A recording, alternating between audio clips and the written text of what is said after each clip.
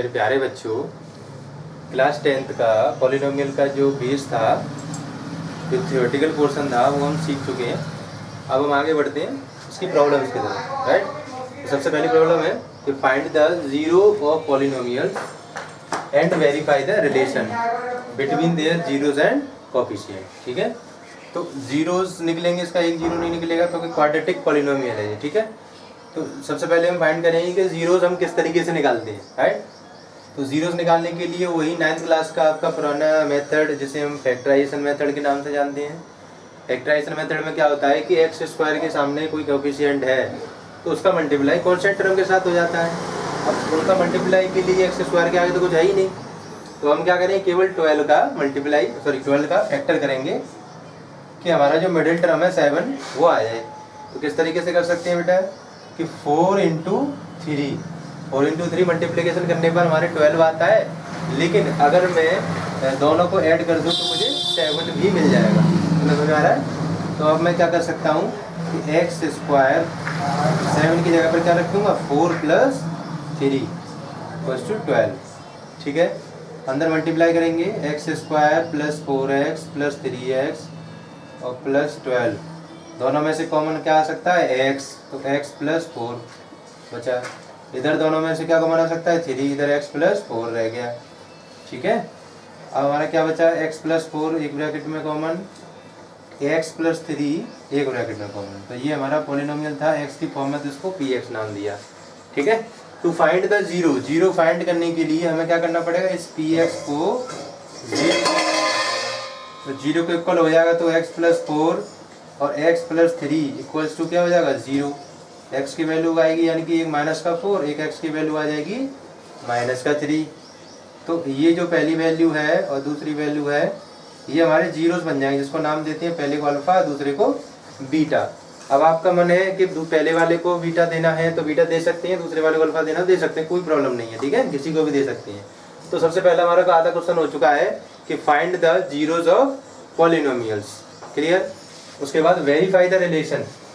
तो verify the relation के लिए मैंने 2 फॉर्मूले लिखाए थे बेटा, याद हो तो, कि पहला फॉर्मूला था अल्फा + बीटा = -b/a। तो ये b और a की वैल्यू ये कहाँ से आएंगी, ये भी मैंने बताया था कि इस a और b की वैल्यू हमेशा एक स्टैंडर्ड इक्वेशन से कंपेयर कर लेते हैं इसको इस क्वाड्रेटिक पॉलिनोमियल को। क्वाड्रेटिक स्टैंडर्ड जो पॉलिनोमियल होती है उससे हम क्या कर लेते हैं, कंपेयर कर लेते हैं। ये होती है ax² + bx + c। तो a से x² से कंपेयर किया, a की वैल्यू मिल जाएगी 1, क्योंकि x² के आगे कुछ नहीं है तो 1 माना जाएगा। x के आगे क्या है, 7 है इधर, और x के आगे b है, तो b की वैल्यू क्या होगी, 7, और c को कंपेयर करेंगे तो c की वैल्यू मिल गई यहाँ से 12।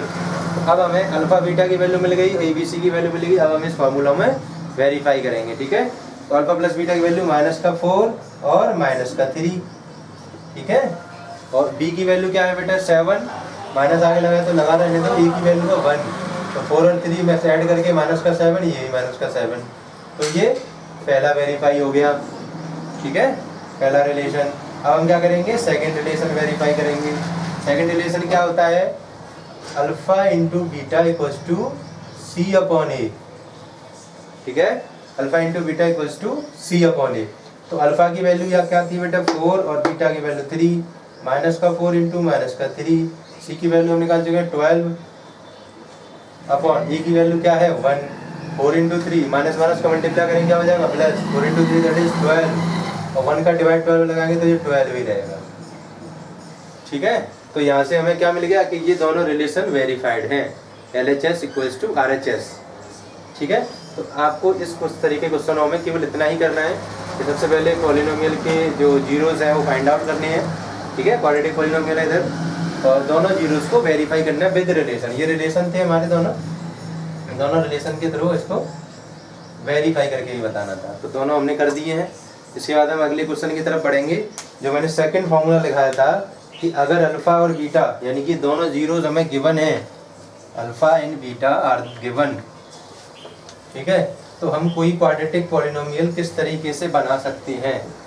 अल्फा और बीटा हमारे 2 जीरोस गिवन हैं, तो हम क्वाड्रेटिक पॉलिनोमियल किस तरीके से बना सकते हैं।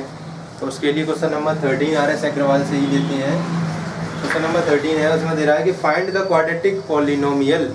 हमें एक क्वाड्रेटिक पॉलिनोमियल फाइंड करना है हुज जीरोस आर, जीरोस मतलब एक जीरो दिया है उसमें 2 और दूसरा जीरो दिया है उसने बीटा माइनस का 6। ठीक है, वो नाम नहीं देगा उसमें क्या अल्फा और बीटा दिया है, आपको अपने अकॉर्डिंग मानने होंगे। ठीक है, आप पहले वाले को मैंने बार बार बताया कि एक दूसरे को इधर उधर भी ले सकते हैं, यानी कि अल्फा इसको भी ले सकते हैं, बीटा इसको भी ले सकते हैं। ठीक है, वरना मैंने पहले वाले को अल्फा लिया, दूसरे वाले को बीटा ले लिया। ठीक है, तो ये दोनों हमारे जीरोस दे रखे हैं, गिवन है। तो verify the relation between coefficient. ठीक है, पहले तो क्वाड्रेटिक पॉलिनोमियल बनाना है इन दोनों से, फिर वेरीफाई करना है रिलेशन बिटवीन देयर कोफिशिएंट, है ना। वो दोनों रिलेशन थे वो भी वेरीफाई करके बताने हैं।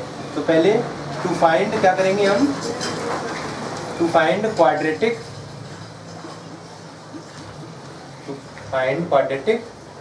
पॉलिनोमियल। क्या फाइंड करेंगे, quadratic polynomial. Quadratic polynomial find करने के लिए मैंने फॉर्मूला बताया है कि x square minus alpha plus beta into x plus alpha into beta.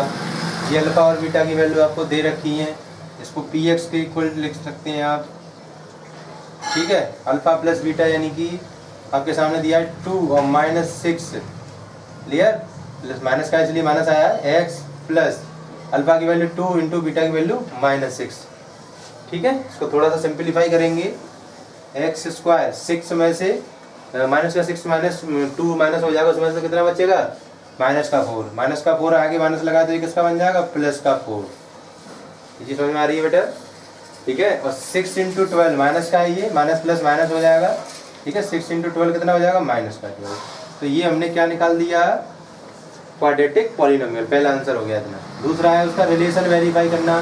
Relation verify करने के लिए हमें क्या चाहिए होते हैं, जीरोस चाहिए होते हैं और ए बी सी की वैल्यू चाहिए। तो ए बी सी की वैल्यू मैंने बताइए, पहली वाली वैल्यू क्या होती है, ए की, यानी ए इक्वल्स टू 1। एक्स के आगे वाली वैल्यू किसकी होती है, बी की, तो वो 4 हो गई। सी की वैल्यू माइनस 12 हो गई। ठीक है साहब, तो आपको पहला रिलेशन वेरीफाई करना है। तो पहला रिलेशन बताया था alpha plus beta equals to minus का बी अपॉन ए। अल्फा की वैल्यू 2, बीटा की वैल्यू माइनस का 6, बी की वैल्यू आपके सामने है 4, तो माइनस का 4, ए की वैल्यू 1। क्या बचेगा माइनस का 4, इधर से भी माइनस का 4। इतना समझ में आ रहा है। पहला रिलेशन वेरीफाई हो गया। सेकंड है हमारा alpha into beta equals to C upon A. Alpha और बीटा की वैल्यू हमें पता है कि 2 इंटू माइनस का 6 हो जाएगी। ठीक है, और इधर सी की वैल्यू हमें पता है कि माइनस का 12 ओवर ए। ठीक है, 2 इंटू 6 कितना हो जाएगा माइनस का 12 इक्वल्स टू माइनस का 12। तो हमें अभी क्या हो गया, यहाँ से दोनों रिलेशन वेरीफाई हो चुके हैं। ठीक है, तो ये यहाँ पर क्वेश्चन क्लियर है बेटा। ठीक है, अब हम 2 प्रॉब्लम इस तरीके की कर चुके हैं। एक प्रॉब्लम कोई और देखें क्या।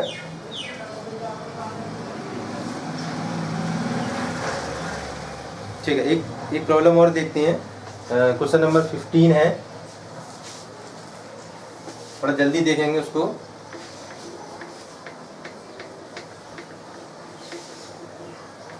क्वेश्चन मैं लिखूंगा नहीं, बोलता जाऊंगा। ठीक है, find the quadratic polynomial. Find the quadratic polynomial, इसी की तरह करना है, क्वाड्रेटिक पॉलिनोमियल फाइंड करनी है। लेकिन उसमें जो गिवन है वो अलग है। उधर गिवन था अभी इस वाले क्वेश्चन में कि अल्फा और बीटा यानी कि जीरोस ऑफ द पॉलिनोमियल दे रखे थे, लेकिन यहाँ पर डायरेक्ट क्या दिया है, सम ऑफ जीरोस, यानी कि एक जीरो हमारा अल्फा होता है। ठीक है, दूसरा जीरो होता है हमारा बीटा। तो दोनों का सम दे रखा है उसने, कितना दे रखा है 8। एंड देयर प्रोडक्ट का मतलब अल्फा इंटू बीटा, ये भी गिवन दे रखा है आपके सामने, that is 12। Hence find the zeros of polynomial. तो इसके जरिए आपको क्या फाइंड करना है, जीरोस फाइंड करनी है। ठीक है, तो जीरोस जब फाइंड कर पाएंगे जब हमें कोई पॉलिनोमियल मिल जाएगा। समझ आ रही है, कोई पॉलिनोमियल मिल जाएगा। तो अब हम क्या कर सकते हैं कि इधर सबसे पहले कोई पॉलिनोमियल फाइंड करने के लिए बताया था मैंने एक formula, x square minus alpha plus beta x plus alpha into beta. अब हमें क्या करना है, अल्फा प्लस बीटा की वैल्यू दे रखी है, अल्फा इंटू बीटा की वैल्यू गिवन दे रखी है। तो हमने क्या कर दिया इसमें पुट कर दिया, तो ये हो जाएगा 8x और प्लस 12। ये हमारा पी एक्स आ गया, यानी कि ये पॉलिनोमियल आ गया, क्वाड्रेटिक पॉलिनोमियल। ठीक है, अब हमें इसके जीरोस फाइंड करने हैं। तो जीरोस फाइंड करने का तरीका भाई फैक्टराइजेशन मेथड। फैक्टराइजेशन मेथड के लिए बताया कि 12 है, इसके आगे कोई कोफिशिएंट नहीं है, तो 12 को ऐसे फैक्टर करने के 8 आ जाए।